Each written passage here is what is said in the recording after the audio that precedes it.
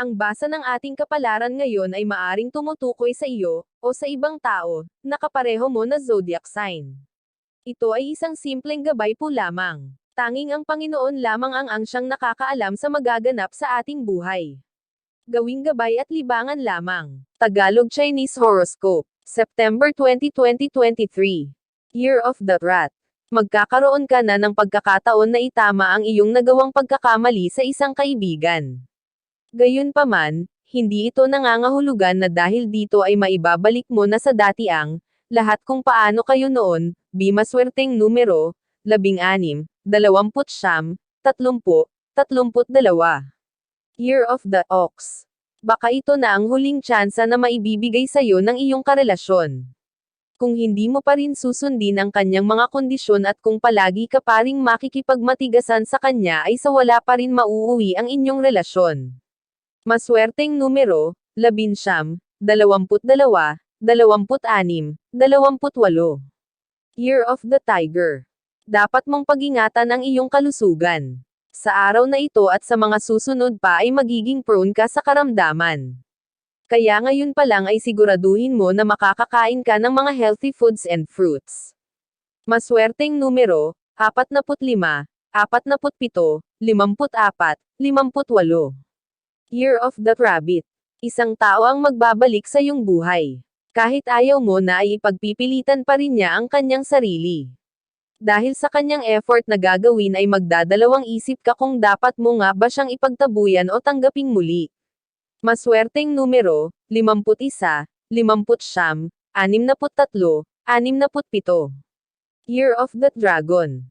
Daig mo pa ang bulkan sa pagsabog sa araw na ito dahil hindi mo na magagawang kontrolin pa ang iyong sarili. Sa pag-aalboroto mo pa lang ay marami na ang maaapetuhan. Kakailanganin mo ng tao na magpapakalma sa'yo. Maswerteng numero 1, 2, 3, 4. Year of the Snake. Kakailanganin mong iwasan ang mga tao sa iyong trabaho na alam mong hindi magiging magandang impluwensya sa'yo. Kung hindi mo ito gagawin ay baka mameligro ka at kalaunan ay ikaw pa ang matanggal. Maswerteng numero 21, 23, 25, 30. Year of the Horse. Papatok ang iyong negosyo sa araw na ito. Sa mga palad mo dadapo ang swerte ngayon kaya samantalahin mo na. Huwag ka nang mag-aksaya ng oras sa social media kung hindi rin lang makakatulong sa'yo. Maswerteng numero 34, 37, 40, 41. Year of the Sheep. May dapat kang matutunan sa nakaraang problemang iyong pinagdaanan. Pero hanggang ngayon ay hindi mo pa rin ito makikita dahil ang atensyon mo ay nakatuon sa isang bagay na hindi mo dapat pinag-aaksayahan ng panahon. Maswerteng numero 5, 11, 13, 20. Year of the Monkey. Magiging mailap pa ang swerte sa araw na ito. Ang perang hinihintay mo ay hindi pa nakalaang dumating sa ngayon. Hindi mo pa ito mahahawakan tulad ng iyong inaasahan kaya kakailanganin mo pang maghintay.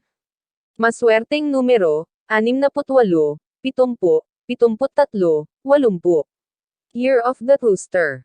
May makikilala ka sa araw na ito na magpapabago sa buhay mo sa hinaharap. Sa ngayon ay hindi mo pa ito mapapansin dahil nakatuon pa ang pansin mo sa iba. At ang pagbabagong ito ay unti-unti lang ang epekto sa'yo. Maswerteng numero 51, 52, 58, 50. Year of the Dog. Malaki ang role na gagampanan mo para mapabuti ang kalagayan ng isang miyembro ng pamilya. Ikaw lang sa pamilya ang tanging maaasahan nila para masolusyonan ang problemang ito at hindi mo sila matitiis. Maswerteng numero 64, 66, 75, 80. Year of the Pig. Isang mahal sa buhay ang magtatampo sa iyo sa araw na ito, dahil sa hindi magandang salita na mabibitawan mo sa kanya. Hindi ka bawasan sa iyong pagkatao kung magpapakumbaba at hihingi ng paumanhin. Maswerteng numero 18, 22, 24, 31. Iyan ang Tagalog Chinese Horoscope. September 20, 2023. Maraming